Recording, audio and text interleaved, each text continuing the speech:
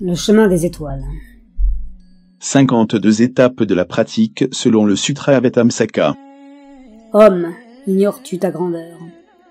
Amoureux de ta servitude, tu erres dans ce monde aux millions de désirs, laissant ton ego à chacun d'eux succomber. Tu t'attaches à tous si vite que tu crées autant de chaînes que tu formes de désirs. Tu accumules des savoirs livresques et songes que tu as compris la vie. Tu regardes le ciel mais tu y vois le vide. Tu rampes sur la terre et te figures que tu voles. En vérité, je te le dis, tu ne sais rien ou si peu, et surtout pas ta propre force. Ton visage t'est inconnu, je veux dire celui qui est au plus profond de toi, ton vrai visage. Tu ne le regardes jamais, pourtant lui t'observe sans cesse. Abandonne-toi donc ces désirs éphémères auxquels ton pauvre ego, dans son égarement, dans la faiblesse de sa sénilité, se livre tout entier, et suis-moi vers le chemin des étoiles. Le chemin des étoiles commence dans la foi, et s'achève dans la plus parfaite des lumières, car tu ne peux entrer sur le chemin de la vérité et de la libération sans croire à son message, à sa destination. En effet, les 10 premières étapes de ce chemin, les 10 premières bornes, ont pour nom confiance ou foi. Mais ce n'est pas une foi aveugle, afin que tu saches où tu vas. À ce stade, tu n'es pas encore vraiment entré dans le bouddhisme. Tu es dans le corridor qui y conduit. C'est là souvent qu'on te parlera de la vertu, qu'on sèmera dans ton esprit encore profondément ignorant les graines de la générosité, de la patience, de la tolérance, de la persévérance. Et si ton désir est de faire grandir ces graines, alors peut-être tu voudras traverser ce corridor et faire tes premiers pas sur le chemin des étoiles. Et si tel est ton cas, voici ce qui pour toi arrivera.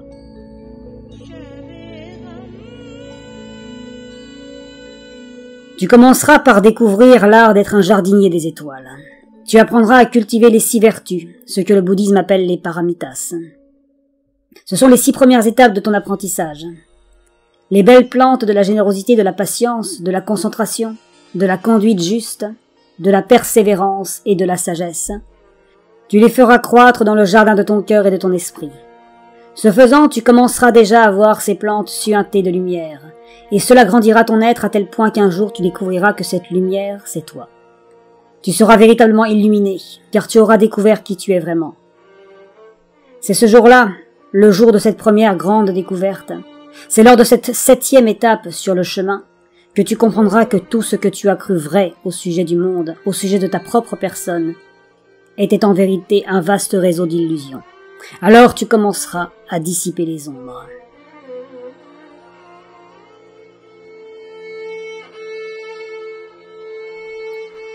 Pourtant, ce n'est là encore qu'un début. L'illumination est une heureuse chose, mais elle est elle-même une graine qui permet d'aller infiniment plus loin sur le chemin des étoiles. Si tu choisis d'y avancer encore, tu apprendras lors des 8e et 9e étapes que tout vient de ce vrai moi que tu es, de ce que le bouddhisme appelle Tathagatagarbha. Tu découvriras qu'il est comme un soleil dont les rayons féconds produisent tout ce qu'il y a autour de toi. Et découvrant cela, tu voudras sans doute purifier ton propre karma, comprenant que ce vrai moi en toi, s'il est pur lui-même, renferme pourtant de nombreuses souillures qu'il te faudra nettoyer. Or, à force d'agir ainsi, tu finiras par voir la nature de Bouddha, par voir le Tathagatagarbha. Ce sera la seconde grande découverte sur le chemin. À partir de ce jour, le chemin des étoiles te conduira vers une terre encore plus belle que celle que jusqu'à présent tu avais traversée. C'est une terre aux 10 étapes également, où tu découvriras que le monde est une flamme vacillante, que tout dans l'univers brûle et disparaît. Cette vision nouvelle, cette vision brûlante de force et de beauté t'affranchira de nombreux désirs. Car si tu comprends pleinement que tout passe, alors qu'est-ce qui dans l'existence aurait suffisamment d'importance pour que tu t'y attaches? C'est alors que tu te sentiras plus libre qu'autrefois, toi qui déjà éprouvais de grandes joies au milieu du jardin de lumière que tu avais cultivé.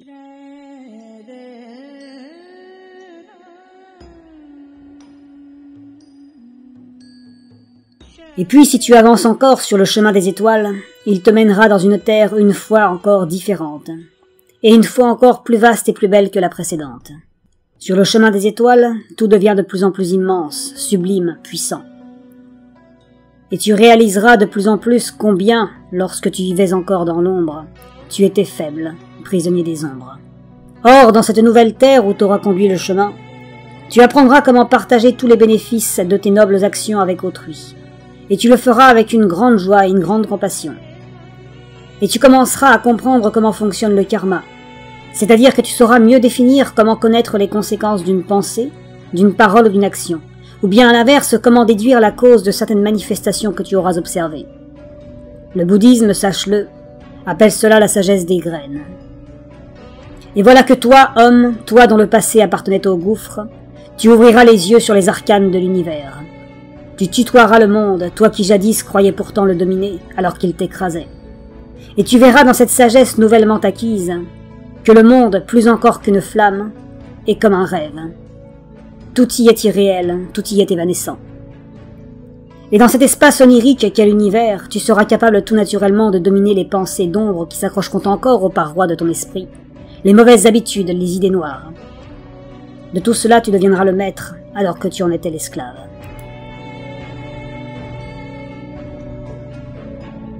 À ce stade, tu verras s'offrir à toi 2 portes, et il te faudra pousser l'une d'entre elles.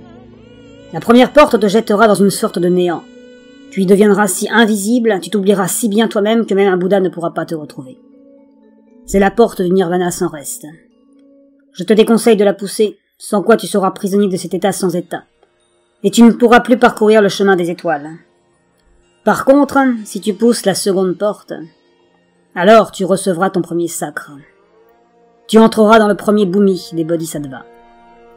Tu deviendras un roi du premier monde et tu pourras avancer sur le chemin des étoiles et marcher sur des terres plus grandes encore.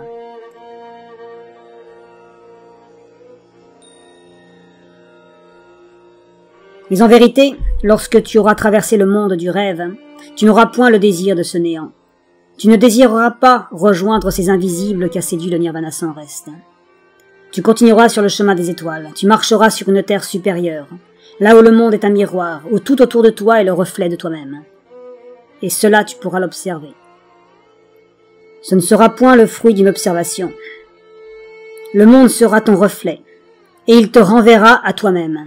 Lorsque tu auras compris cela, tu seras de nouveau sacré roi de cette terre. Tu entreras dans le deuxième bhumi. Et par ce sacre, tu deviendras capable de comprendre le processus karmique plus en détail encore qu'autrefois. La sagesse des graines, si tu préfères, s'offrira davantage à ta compréhension. Tu t'emploieras alors à cultiver la conduite juste, qui est l'une des vertus dont je te parlais tout à l'heure. Tu seras même capable, si tu le souhaites, de contrôler certaines des pensées d'autrui. Ce ne sera là cependant qu'une plante poussant sur la terre fabuleuse que tu traverseras, et qui n'arrêtera pas ton parcours, car au-delà des frontières de cette terre se trouve une région, plus grandiose que les précédentes, et qui, lorsque tu y auras pu pénétrer, fera de toi une nouvelle fois l'un de ses rois. Tu entreras en troisième bhumi en marchant sur ce territoire, et en manière de cadeau, il te sera offert 5 pouvoirs surnaturels. Pourtant, dans la grande sagesse que tu auras acquise, tu feras assez peu de cas de ces cadeaux, et tu préféreras de loin cultiver avec ardeur la tolérance, qui est l'une des paramitas.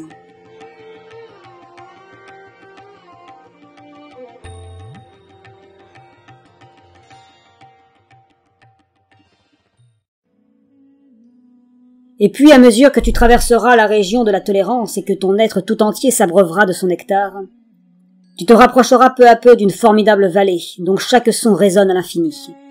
Car le monde pour toi sera devenu une vallée aux milliards de chants parfaitement réglés. Ces chants, ce sont les karmas.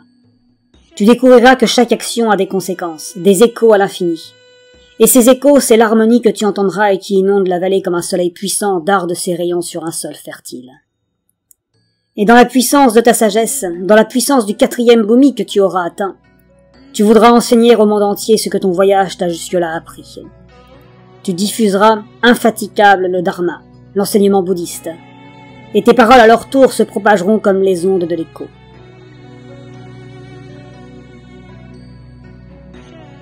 Or, une fois que tu auras quitté la vallée des champs infinis, la nuit sera tombée.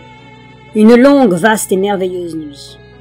Et dans les milliers d'étangs, de lacs et de rivières dont regorge la terre que traversera désormais le chemin des étoiles, la lune se reflètera.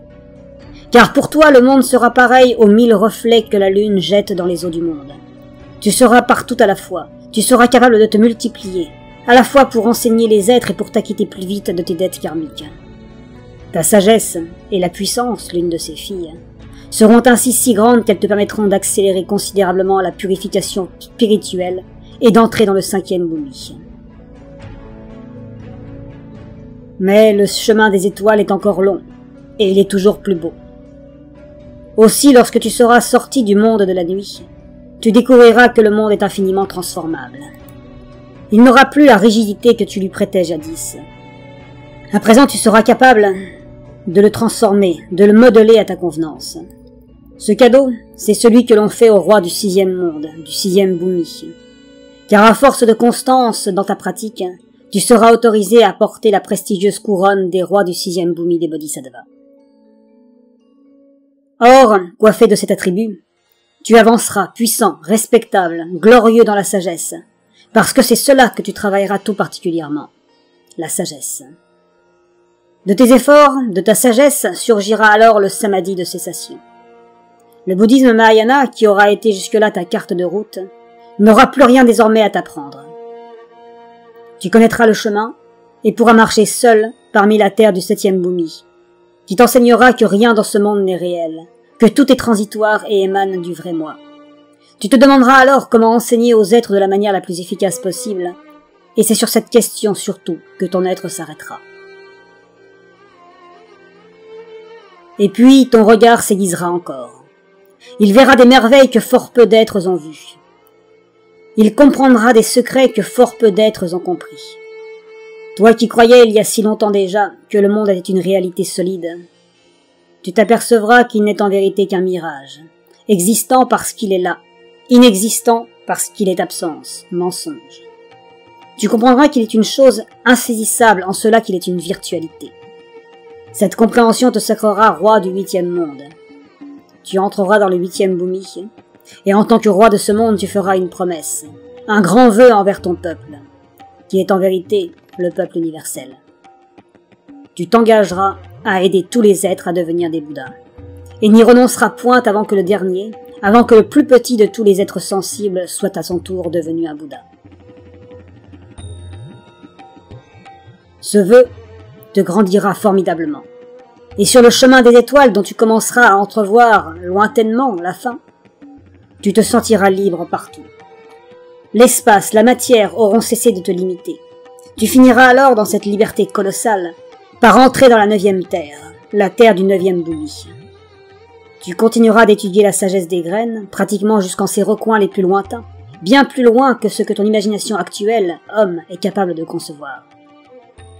Tes pouvoirs, eux, grandiront aussi. Si bien que passant la 9e terre, tu entreras alors dans la 10e, et que, atteignant donc la 10e couronne, le 10e bhumi, un nouveau pouvoir te sera offert. Celui de te transformer en n'importe quelle espèce animale. Tu n'auras plus alors besoin de marcher, tu pourras t'asseoir, et du rayonnement que tu libéreras, toi qui es Tathagata-garbha, tu seras en mesure de matérialiser de très nombreuses formes animales ou humaines qui te permettront de purifier tes derniers karmas négatifs et d'enseigner au plus grand nombre. Ici, le chemin des étoiles est presque achevé. Ton nom désormais sera Bodhisattva merveilleusement illuminé. Il ne te restera plus que 3 choses à accomplir, alors que tu auras approfondi la sagesse des graines quasiment à l'infini. Tout d'abord, tu auras cœur à manifester autour de toi tous les bénéfices que produira chacune de tes actions. C'est alors que toi, homme, tu seras prêt à devenir un Bouddha. Il ne te restera plus que 2 choses à faire, 2 ultimes gestes avant d'être parfaitement libéré. Il te faudra travailler pour obtenir les 32 signes du grand homme, puis te réincarner. Alors seulement, au terme de nombreux milliards d'années d'évolution, tu deviendras un Bouddha. Le chemin ici se jettera dans les étoiles, il s'y évanouira. Tu entreras dans l'infini, là où sont tous les Bouddhas. Association du Vrai Cœur, France. www.vrecœur.org